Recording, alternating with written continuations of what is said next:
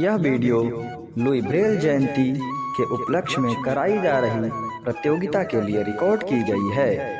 इस प्रतियोगिता में विजेताओं की घोषणा आपके द्वारा लाइक्स एवं व्यूज के आधार पर की जाएगी। अतः आप सभी से अनुरोध है कि अच्छी प्रस्तुति देने वाले प्रतिभागियों को विजेता बनाएं।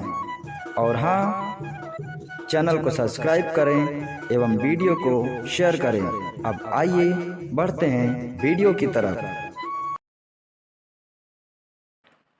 मैं जयप्रकाश मौर्य उत्तर प्रदेश गोरखपुर से आज मैं यह बताने का प्रयास करता हूँ कि दृष्टि दिव्यांगों के जीवन में सर रॉबर्ट लुई ब्रेल का क्या महत्व है।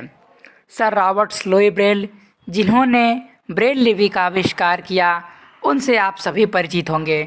जिस प्रकार हमें जिंदा रहने के लिए सांसों की ज़रूरत है, जिस प्रकार पेड़ पौधों को जीवित रहने के लिए भोजन की आवश्यकता है, जिस प्रकार पशु पक्षियों को जीवित रहने के लिए चारा की आवश्यकता है, उसी प्रकार हम सभी दृष्टि दिव्यांगों को ब्रेल लिपि के लिए जिनकी आवश्यकता है वो हैं लुई ब्रेल, जिन्होंने हमें न केवल ब्रेल लिपि को पढ़ना एवं लिखना सिखा दिया, अपितु हमारे लिए एक ऐसे रास्ते को खोल दिया जिस रास्ते पर चलकर हम निरंतर विकास कर सकते हैं।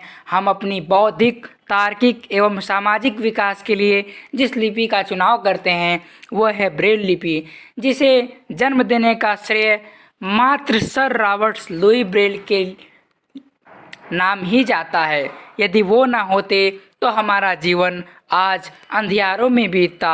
हम न ही ब्रेल सीख पाते, न ही ब्रेल लिपि के माध्यम से अपना सर्वांगीण विकास कर पाते। सर रॉबर्ट लुई ब्रेल ने 6 बिंदु में ब्रेल लिपि का शोध करके हमारे ज्ञान में सिंधु रूपी सागर का विस्तार कर दिया। यदि हम ब्रेल से अछूते रह जाते तो निश्चित ही हम अपना विकास न कर पाते। अतः हम ऐसा मानते हैं कि सर रॉबर्ट लुई ब्रेल का स्थान हमारे दिल में उसी भगवान के समान है जिन्होंने हमारी सृष्टि की रचना की।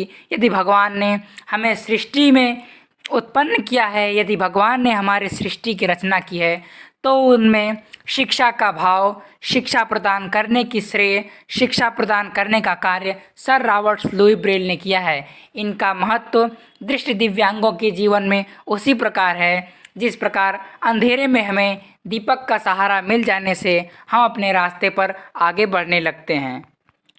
यदि हम इनके संघर्षों की बात करें तो सर रॉबर्ट लुई ब्रेल का जीवन संघर्षों से भरा रहा। जब ये बचपन में थे तभी इनकी नेत्र ज्योति चली गई, जिसके बावजूद भी इन्होंने कभी हिम्मत नहीं हारा। ये लगातार मेहनत करते रहे और ये पढ़ाई करने के लिए विभिन्न जगहों पर गए, किंतु ब्रेल लिपि न होने के कारण इनकी पढ़ने की क्षमता उतनी अच्छी विकसित नहीं हो पा रही थी जितना कि ये चाहते थे।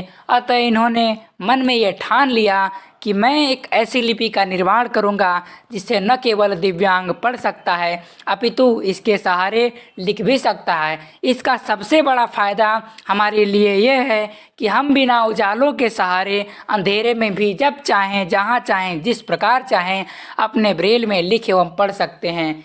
इससे हमें न केवल अपने जीवन में आगे बढ़ने में सहायता मिला, अपितु हमें अपनी इच्छा अनुसार विषयों को चुनने में, अपनी इच्छा अनुसार पढ़ने में, लिखने में और साथ ही साथ हमें अपना सर्वांगीण विकास करने में भी सहायता मिली। ऐसे महापुरुष के चरित्र के बारे में जितना ही वर्णन किया जाए शायद शब्द भी उनके लिए कम पड़ जाएं। और मेरा नमन है ऐसे महापुरुष को जिन्होंने सब कुछ खोकर हमें आगे बढ़ना सिखाया। साथ ही इन्होंने इस आविष्कार से हमें यह भी सिखा दिया कि संघर्ष अगर हम करते हैं तो मुसीबतें कितनी भी बड़ी हो, सफलताएं ज़रूर मिलती है। अंधेरा है तो उजाला भी होगा, और यदि हम उजाले में आगे बढ़ना सीख लिए तो हमें अंधेरा कभी हरा नहीं सकता। इन्होंने न केवल संघर्ष किया अपितु ब्रेल लिपि का आविष्कार करके दृष्टि दिव्यांगों के जीवन में एक ऐसी नवीन किरण को भर दिया जिसके माध्यम से हर दृष्टिबाधित छात्र छात्रा, हर दृष्टिबाधित व्यक्ति इस बात पर गर्व कर सकता है कि आज उसके पास स्वयं शिक्षा लेने के लिए, स्वयं शिक्षा देने के लिए एक ऐसी पद्धति है, एक ऐसा साधन है जिसके ज़रिए वह स्वयं पढ़ सकता है, स्वयं लिख सकता है। ऐसे महापुरुषों की जितनी ही प्रशंसा की जाए शायद शब्दों में कम पड़ जाए। अतः अंत में इनके लिए मैं बस इतना ही कहना चाहूँगा कि आँखों की जब किरण गई, दिया आपने ब्रेल नई, आँखों की जब दृष्टि गई, दिया आपने किरण नई। आप हो मेरे भगवान, आपको सतत